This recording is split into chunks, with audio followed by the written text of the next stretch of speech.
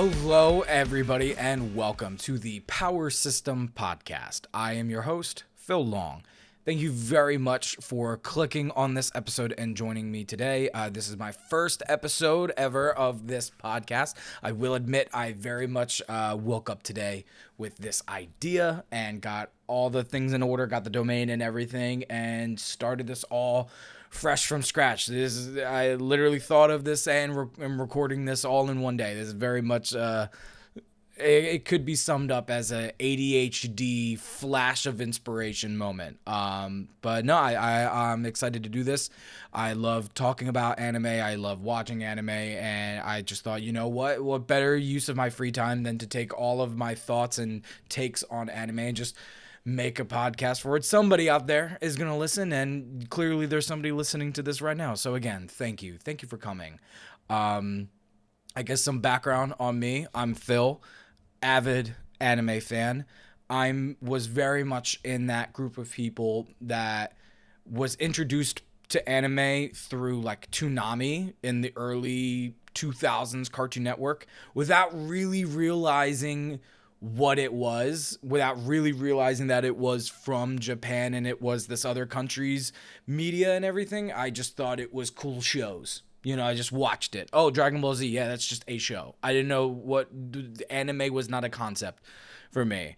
But yeah, like Toonami early 2000s was just part of my TV watching. I watched it just as I watched Cartoon Network and Nickelodeon and everything else.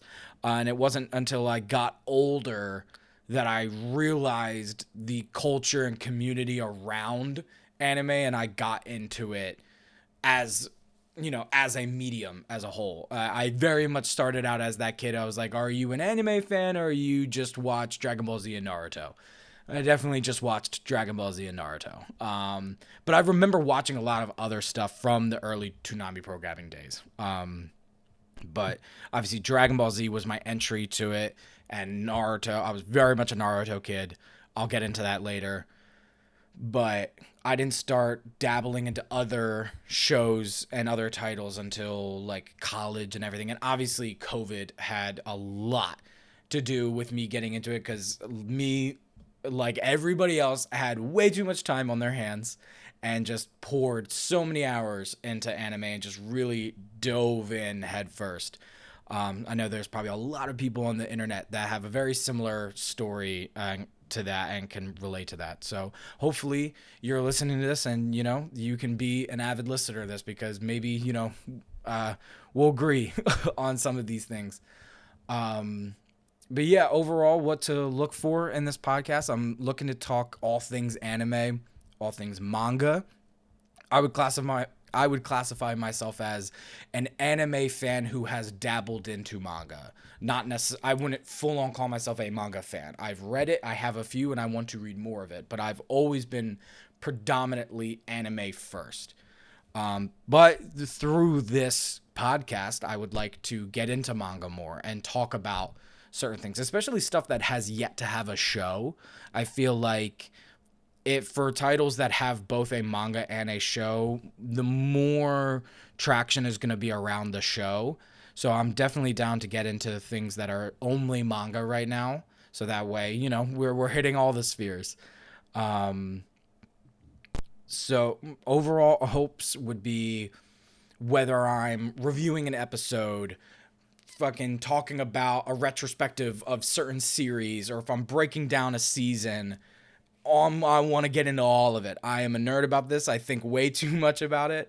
I did go to film school for college. I have a very filmic story breakdowning, plot points, character arcs kind of way of thinking about cinematic entertainment. So expect this I'm going to try my best to hit it like video essay, with it sounding as casual as possible. So, I mean, with that being said, I would like to just kick off this show, this whole series, whatever this turns out to be. I would like to kick it off by just kind of talking about some things that I've been watching recently. The 2024 anime season has been bonkers. This year has been way too good for us. It has not been this fucking good of consistent show after show since like 2019, 2020, like those days. We like started this year off with Frieren, I'm pretty sure, which is a crazy start to this freaking year. We got another Demon Slayer season. Windbreaker was absolutely on my radar, and I was there every week. Windbreaker, Demon Slayer, I'm pretty sure Demon Slayer, Windbreaker, and Kaiju number 8 were all airing at the same time, which is just crazy. I love it. I honestly miss those months where all three, where I would literally watch, one of them came out, Windbreaker came out on Thursdays, Kaiju came out on Saturdays, and Demon Slayer came out on Sundays, and they were the highlights of my week. And now that I don't have things coming out as consistently like that, it's painful. I don't know what to do. But this year has been phenomenal. I think we have some dope stuff coming out by the end of the year too. So, the train is just going to keep on rolling. For me, the biggest things that I've been watching this summer have been the Elusive Samurai, my Deer Friend Nokotan, and My Hero Academia. So let me start off by talking about My Dear Nokotan.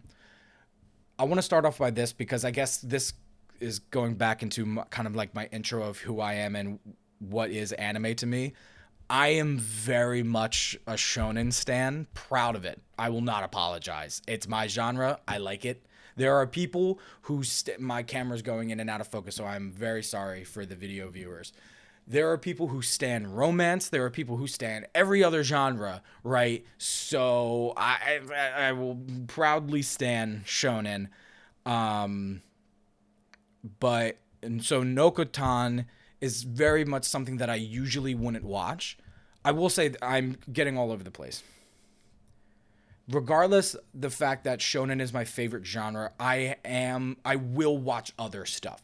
So having me said that, don't be afraid that this isn't just going to be a show that only ever talks about the biggest action blockbuster shows that are coming out. I will watch other stuff. One of my favorite shows of all time was My Dress Up Darling. And every day I wake up and there isn't a season 2, it's a hurtful, painful, miserable day, but we endure. So anyway, like I said, I'm predominantly a shonen watcher, so Nokotan is not something that usually would be on my radar, but it almost fell into my lap at like a perfect time. I needed a show that I could just turn my brain on, have on, and just laugh and not think too much about it, and that's exactly what this show is. I'm a little behind at the time of recording this. I'm a little behind. I think I've only seen really the first 4 or 5-ish episodes, and I know we're a couple episodes into the show at this point. So I need to catch up. But from what I've seen so far, I enjoy. It's a simple show. It's goofy, it's absurd, and it's completely aware of how goofy and absurd it is, and I'm there every step of the way.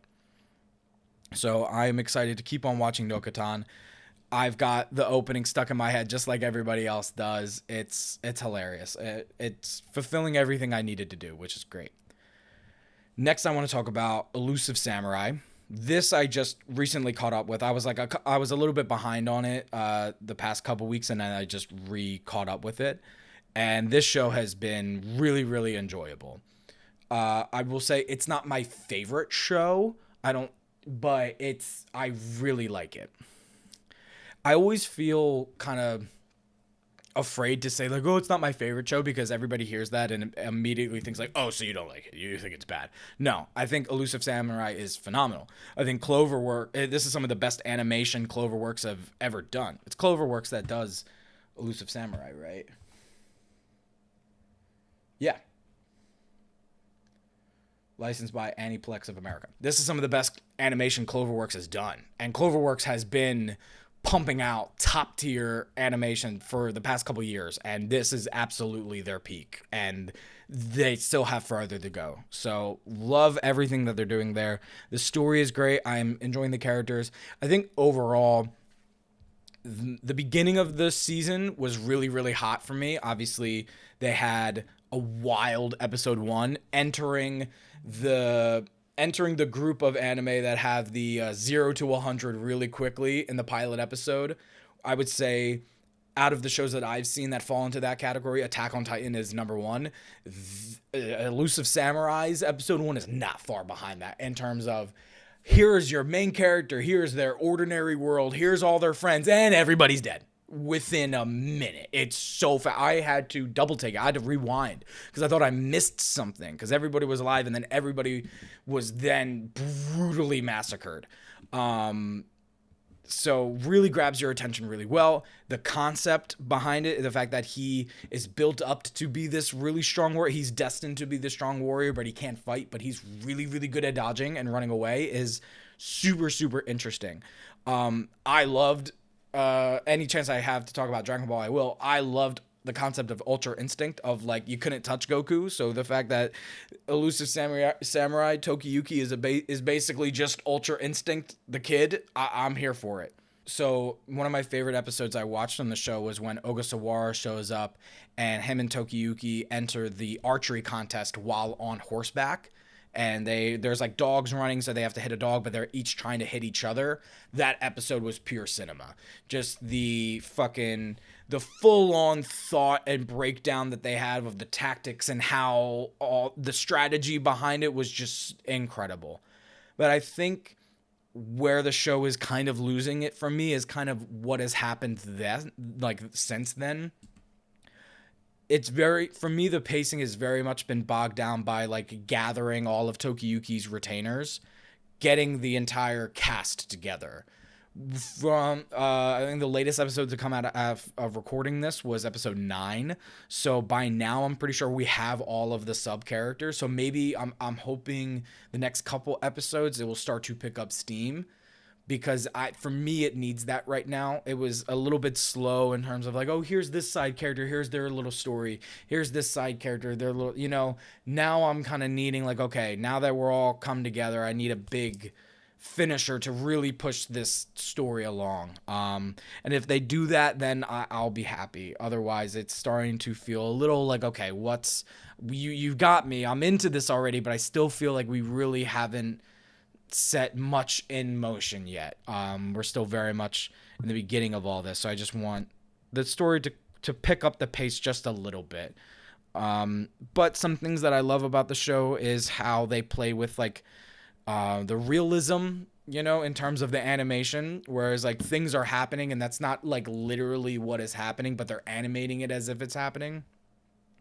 Like the one retainer of Ogasawara who's like really good at hearing, and like because he's so good at hearing, he's like morphing around the characters while they're trying to hide from him. Stuff like that I think is when the show is at its best. And typically this show would probably fall under the radar due to its like setting time period. But I think the animation, how they play with reality in that animation, and a lot of other aspects are what kind of keeping this show popular. I have a theory that by the end of this first season, I'm going to be like, oh yeah, this was a really cool show. My theory is by season 2, season 3, I'm going to be really into it.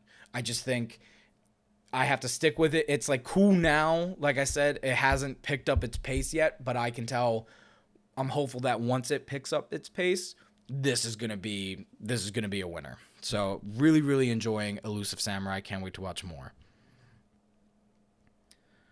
Next, let's talk about My Hero Academia. This is a new channel, so I know I'm a bit late to the party. We're in the middle of the season.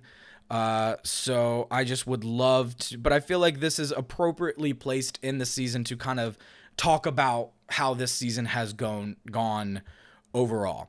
Season 7 is really, really good, and there are some things that they're doing really, really well with. But I think overall, I like Season 6 better. Season 6, so Season 7 I've been watching week to week as it releases. Certain shows I like to watch week to week, and other shows I like to just binge all in one go. And it kind of depends on the series. There's no really rhyme or reason to it. It's more of a feeling based thing. My Hero, I can go back and forth with. Season 6 I knew was going to be some crazy shit because how season 5 wrapped up and knowing what the storyline was going to be going into season 6 based off of trailers and synopsises. I knew some crazy shit was going to happen, so I waited till most of the Paranormal Liberation War arc had aired and then watched it all week to week once Vigilante Deku was happening. I'm very happy I did that because there is no conceivable way I would have been able to watch Aizawa get shot with a quirk erasing bullet, see the credits roll, wait a week, and then open on him cutting off his leg. Like, I would not have been able to wait for that. I say that, and I waited. I'm watching season 7 as it airs, and there was the whole issue with Bakugo that I had to wait more than a week for, and even that was terrible. So I'll use that as a point getting into what I am not necessarily enjoying with season 7, but season 6, the pacing felt really, really there, and as a culmination of events, everything leading up to that moment and it was literally seasons 1 through 5 is a powder keg, and we're just waiting for it to blow up, and season 6 is when it finally goes off.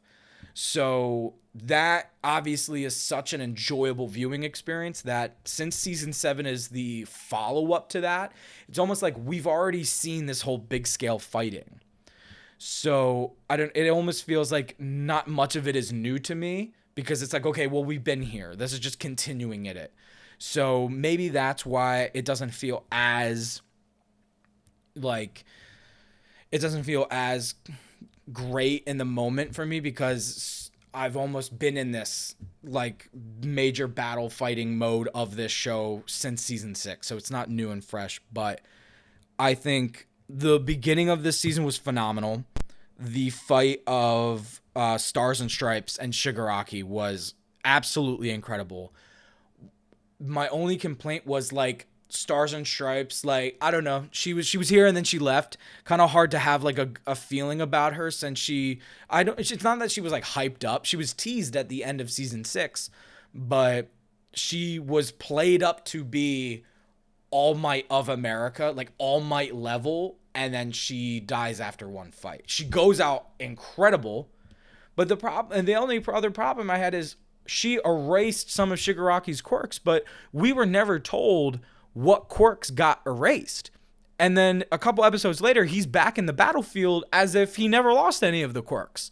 So just the kind of the aftermath of that was a little confusing for me. The twist of who the spy was brilliant. Those episodes were incredible. And I guess now I can go into an aspect that I'm not liking of season 7, and I think it has to do with the fact I am watching it as the episodes air, is I think watching it as they air really ruins the pacing for me. I think if I was watching this season all in one go, I wouldn't feel this way about it as much, but I really think the pacing of their release schedule is hurting the momentum of this season, right? Once the fighting kicks off and once everybody is separated and in their own battlefields, we have one episode for Todoroki versus Dabi, which was absolutely stellar, absolutely phenomenal. Then we have 2 episodes surrounding the All for One battle sequence with like Hawks and Endeavor fighting him. And again, Endeavor, praise for Endeavor for pushing forward, ripping his arm off, and then making a fire fist, literal fist out of his flames to continue fighting All for One is like... They took literally one of the most deplorable, unlikable characters, and now he's like one of the characters you cheer on for the most. Like, praise to My Hero for just excellent character work. And after that, we have Light Fates to Rain, which is the episode title Light Fates to Rain, which is the incredible Bakugo episode where we are left with his heart stopping. And then we have like the aftermath of that episode, which ends with Deku arriving. And then we get Deku versus Shigaraki. However, getting to all like 3 of those episodes is like 4-ish weeks total of wait time, because they took a couple week break after Light Fades to Rain, and then those other 2. So it's like, that's what is killing the pacing. Is it feels like Deku took forever to start his fight with Shigaraki after the aftermath of Bakugo's incident happens. And even like everybody who was fighting Shigaraki at the time, it felt like they were fighting him forever. It felt like everybody was just dodging around this vortex of arms and fingers forever, because their release schedule has just been filled with so many gaps. And I'm used to watching My Hero in a binging setting, so maybe I'm just new to this. Maybe this has always been their release schedule, where they always are taking week to 2 week breaks in between. But I think it severely hurts the pacing of this particular arc. It's because season 6, once everybody was on the battlefield with Shigaraki, like, that's where we were for a big chunk of that arc. This one, though, because there's so many different battlefields and we're trying to give every battlefield its time, is where the pacing loses me. In the most recent episode of recording this video, episode 153, Butterfly Effect, we finally go back to Ochako and Sue versus Toga. We last saw them episodes ago, like 8 to 9 episodes ago, right? I want to get that right. 1, 2, 3, 4, 5, 6, 7, 8. Yeah. 8 episodes prior to that was the last time we saw them. My pacing is killed. You show me one battlefield and I don't see it again for 8 episodes. I have lost all of that momentum. And you bring me back to her just for her to portal out of it. I like all of my weight for that just goes out the window. And another thing, you give me Deku showing up and immediately whips out his new quirk, which I've been waiting for, and that episode was phenomenal. That fight is phenomenal. Some of the animation there is incredible. Some of the best, like, certain shots of that fight are some of the best My Hero has been in a while.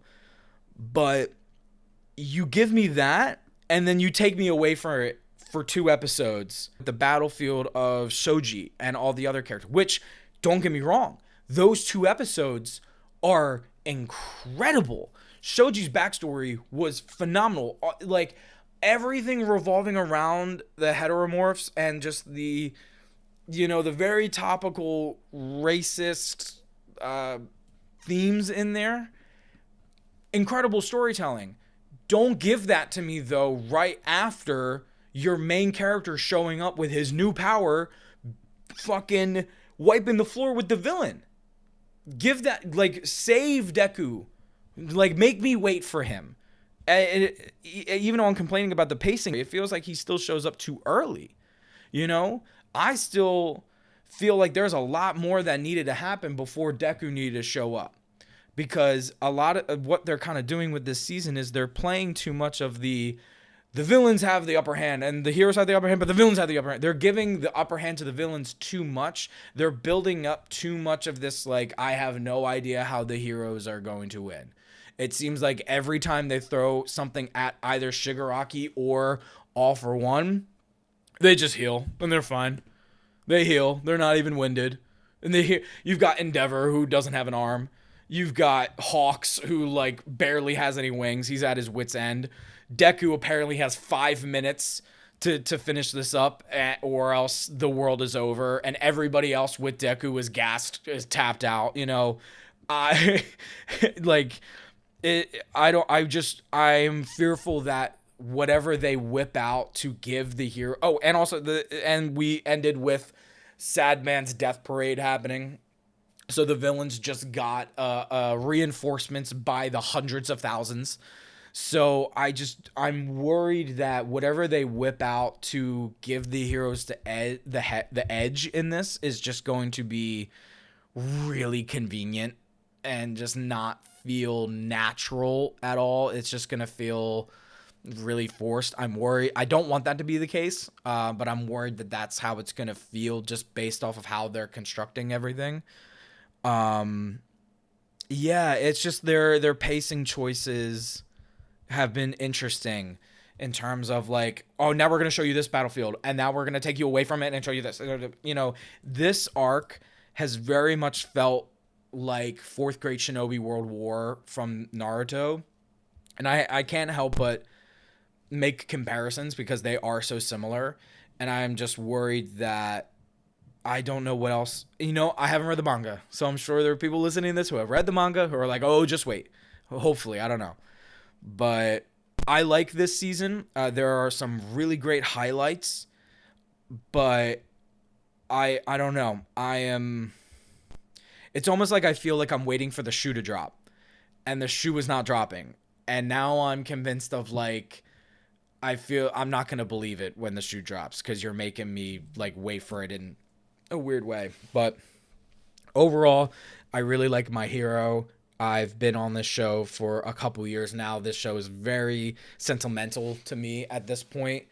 I don't really agree with a lot of the hate that this show gets. I think this show is phenomenal. And what made me so happy last season was season 6 airing, that people gave this show the respect it deserves, because this is good. I know a lot of people say like it's more of an entry level show. There are more nuanced shows.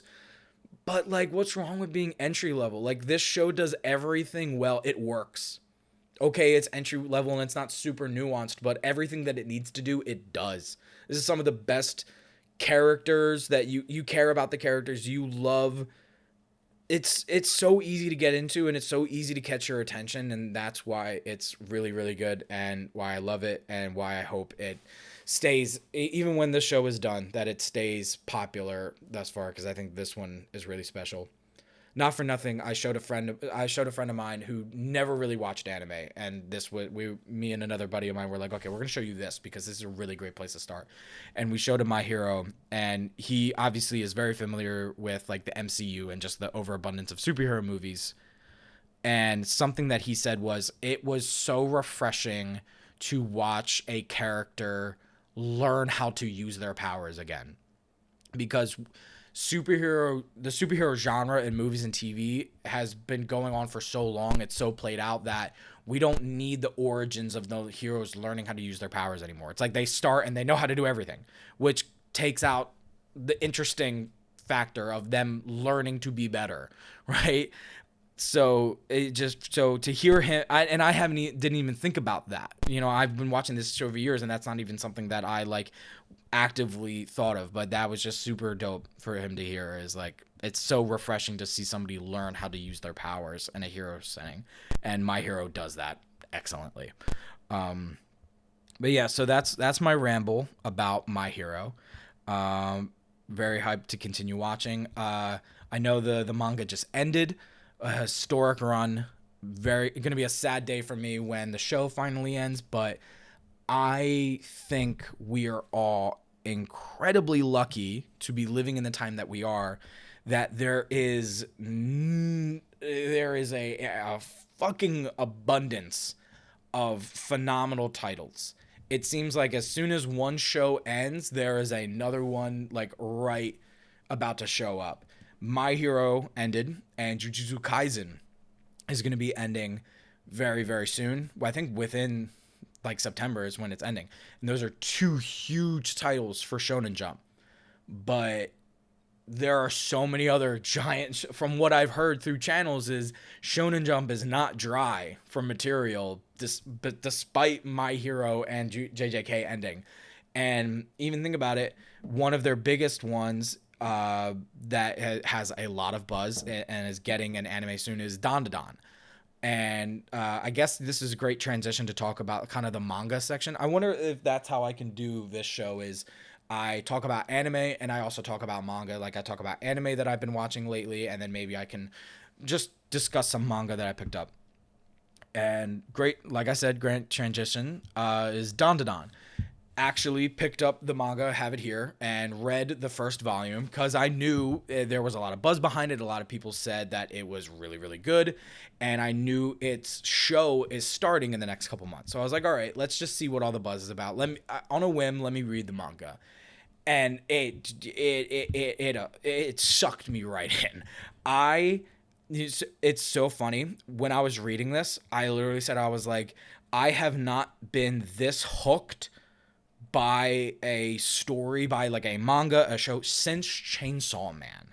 Because I read Chainsaw Man before the show came out. I knew they were going to make the show, and I knew that the concept was dope. And I also was interested in the fact that the first volume of Chainsaw Man was like sold out for a very long time. You couldn't get it. And I knew how popular it was. I was like, okay, let me see what the buzz is. And I read Chainsaw Man Part 1, and then the show finally came out. And I'm a huge Chainsaw Man fan. And it is so ironic that that is the case because the mangaka for DanDaDan, Yukinobu Tatsu, was the assistant to the creator of Chainsaw Man. And it's almost not even irony anymore because the vibes of both of these stories are like neck and neck. They're both really, really good at doing the same thing, at delivering what we love about shonen, but giving it to us in a new way that is fresh and hilarious and just ridiculous and bombastic is so refreshing. And also the fact that it is adult. Like Chainsaw Man, it's got adult things in there. Like the dude's main goal in life is to just touch some tits. He just wants to have sex, right? And DanDaDan, literally within the first chapter, you have a girl getting like her clothes ripped off by aliens, and the other main character, the boy main character, it removes his schlong, right? Like that's all I need to say. So I feel like a lot of new age titles are understanding how widespread manga is and how it's not like the demographics for people who are into it is so wide that you don't really need to pull your punches in terms of kid-friendly content. Like we can have super adult, wacky, raunchy, out there ideas, and it all works. So yeah, and the fact that DanDaDan also has a romance in it with the two main characters, like I can't ask for more. I am so hooked. I read it like in a day, which I usually try to take my time with certain manga, but I read the first volume in a day, and I'm literally like, okay, now I need to get the second one. I am full on hooked, and for the show, they are cutting together the first 3 episodes into a movie. I got my tickets as out of the time of recording this. It's next week. So expect for me to talk about the show movie. It's called DanDaDan First Encounter. Expect me to talk about that within the next episode or 2 after this. But even though the show is airing, I very much want to read the manga and watch the show because Yukinobu Tatsu's artwork is ridiculous. The amount of detail he has in these characters and just everything, it's astounding. The artwork is incredible, and I feel like this is going to be something that I can enjoy both the manga and the anime as their own separate entities of the same media. I felt very much that way with Chainsaw Man, whereas I read all of Chainsaw Man Part 1 and then the show came out, and both have a different style and vibe, but both are Chainsaw Man. So I can read the manga for Chainsaw Man and get one type of experience through it, and then I can throw on the show and witness like pure cinema and anime form because I love that first season, and I loved their take on making it hyper cinematic. That's something that I wouldn't have even assumed them to do by reading the book, but the book is still good in its own right. So I love anime and manga that it's almost like I can read both of them, or I can read one and read and watch them at the same time and enjoy them in each medium for different reasons. I think really what has caused me to not get into manga as much as the anime is just better sometimes, especially in shonen. I don't know, call me an iPad kid, but like I like shonen for the really, really awesome, dope, bombastic fight scenes. As a praise to the artists and what animation can do in terms of action and fighting, I love that shit. There's only so much you can do in a comic sense. However, there are some mangakas like the creator of Chainsaw Man, like DanDaDan, that can still give you really, really interesting and really well drawn fighting. And I think that's the type of manga that I will be interested in, is stuff that the artist can really fucking draw fighting. And even though it's in comic form and it's not this extremely crazy bombastic animation, that it's still good. I mean, if I need an example, an argument to my side of like sometimes the anime just does the fighting better, is I don't read the manga for JJK. I am an anime only. Okay, so no spoilers. I'm an anime only. I am an avid, huge fan of season 2, particularly episodes Thunderclap Part 1 and Part 2. If you look at the manga for Thunderclap Part 1, which is essentially Sukuna versus the volcano dude, and I'm literally blanking on his name. Of course, I'm blanking on it because I have to talk about it right now. But those who watch JJK know who I'm talking about. Their fight in the manga is so short. It's so quick. I was in a bookstore, in a Barnes and Noble, and I found the issue that had that fight, and I like read it, and I was like, wow. Like, the anime did it so much better. So I think instances like that, whereas the anime just amplifies and extends the fight, that's when I will prefer the anime. And in instances where the artist draws an incredible fight and the anime just does it justice in its own way, but it never really takes away from how good the manga version is, I think that's what I can get into. And on the topic, like I said, I definitely want to read more DanDaDan. That is absolutely going to be in my pull list, if you will. I have heard a lot of great things about Sakamoto Days, so I'm looking to get Sakamoto Days, so expect me to talk about that. I obviously have heard a lot about Kagurabachi. Kagurabachi, the English print comes out in November, and I will be there day one when it comes out. Just the concept sounds right up my alley. So I'm very, very hyped to get into that. I guess I will apologize if I'm a little late to a lot of this manga talk, because I prefer getting manga in the English printing of these forms. So that might make me a little behind with certain things. But that's okay, because I don't mind spacing it out. You know, like I said, I'm more of an anime fan than a manga fan. But also, like, this gives me some time to catch up on some stuff. And I guess really what the demographic I would want to reach is people similar to me, right? People who predominantly watch anime and are interested in manga, don't really know how to go about it, and are afraid of like, oh, like, the anime's better. Do I really waste my time with the manga? You know, so... Because I feel that way a lot, too. I think there are some shows that I could not watch. There are some shows that I've seen that I could not read the manga for, because the show is just too ingrained in me. Obviously, I talked about My Hero Academia earlier. I could probably read the manga for My Hero and would like to at one point, but my idea of that show is very much ingrained, and my idea of that story is very much ingrained in the show. Like, the music, the voices, just everything with that story is so much reliant on the show that it would be hard to read the manga. And even tougher than that, I would say JJK, Demon Slayer, even Attack on Titan. The voice acting, the animation, the music, the openings, everything, the culture around those shows is so strong and so ingrained in my idea of those stories that reading the manga almost feels like a step back to me. With no disrespect to the mangaka. I know heavy disrespect on the manga art form. I'm just talking from my personal feelings as a consumer. You know, I would maybe one day, once the show, I started with Demon Slayer, the show, I want to finish it with the show, and the same goes for JJK. Maybe once both of those shows are done, I'll get into reading the manga. Attack on Titan is finished, so I can read the manga, but I just don't know if it's going to hit the same without even those musical themes, or listening to Aaron Yeager scream his bloody head off, like the sound of his voice. So I will be willing to give it a try out of respect for the original art. However, there are some things that I just know it's just the show for me.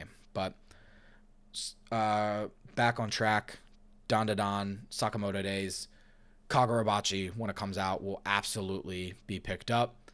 I think the next thing I'm going to read is something from Junji Ito. I have Gyo. The only other Junji Ito story that I've read is Uzumaki, and that is absolutely phenomenal. I do not have enough time to talk about Uzumaki in this episode. Maybe later I will do a Uzumaki retrospective, because that is phenomenal. Huge fan. So I have yet to read Gyo. I've been putting it off for a while, so I think now is a really good time to get into it. So hopefully, maybe expect within the next couple episodes I can talk about Gyo, and then that might give me some time to pick up some other volumes of other books, and then I can talk about that more frequently. But that is really all I wanted to talk about in this particular episode. But I'll cut myself off here before I keep on yapping. Thanks again for joining me on the first episode of the Power System Podcast. See you next week.